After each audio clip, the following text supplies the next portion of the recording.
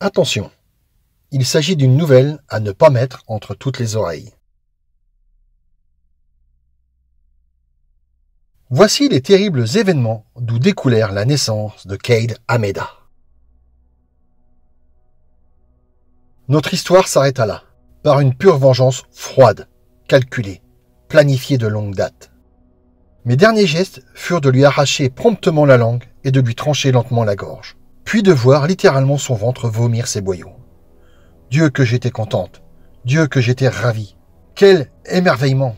Le soulagement engloba mon âme. Tout cela après lui avoir arraché quelques ongles à la pince et écrasé quelques doigts au marteau. La paire de tenailles étant réservée pour les dents, il va de soi. Notre histoire s'arrêta là. Qu'avait-il fait pour subir cela? Rien, justement. Il s'était contenté de regarder la brute me violer, me violenter, me jeter sa souillure au visage, en se moquant. Hilar de la facilité dont elle avait obtenu son plaisir.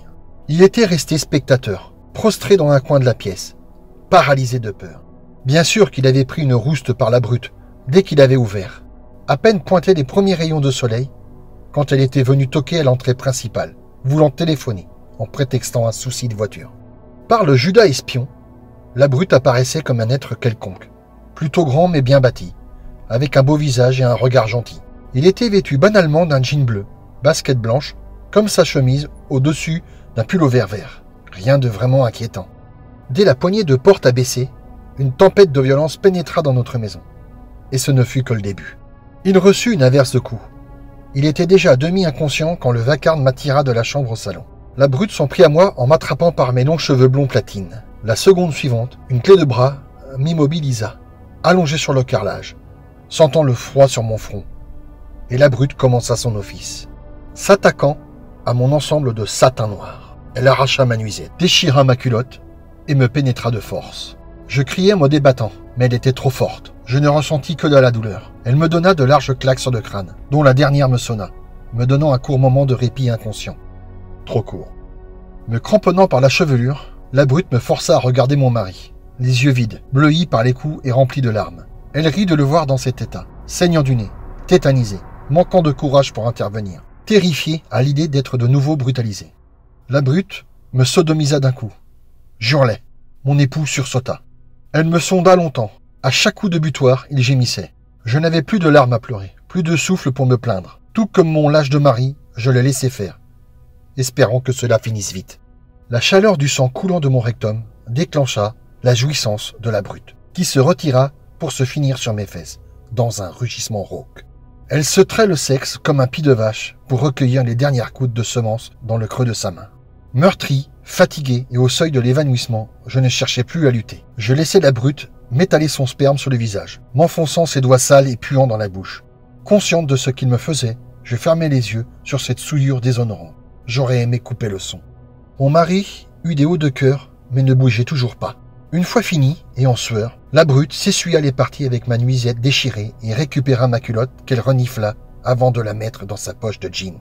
Elle regarda mon mari et pour la première fois je l'entendis parler. « Je garde son slip en souvenir, dit-il d'une voix grave. » La brute tourna un moment dans le salon, puis s'accroupit devant mon époux. « Tu appelleras les secours ?» demanda-t-elle en lui collant une petite claque.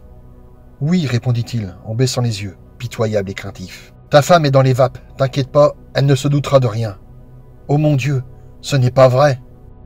Bien ton scénario, je l'ai trouvé sur le site Mon Fantasme Inavouable.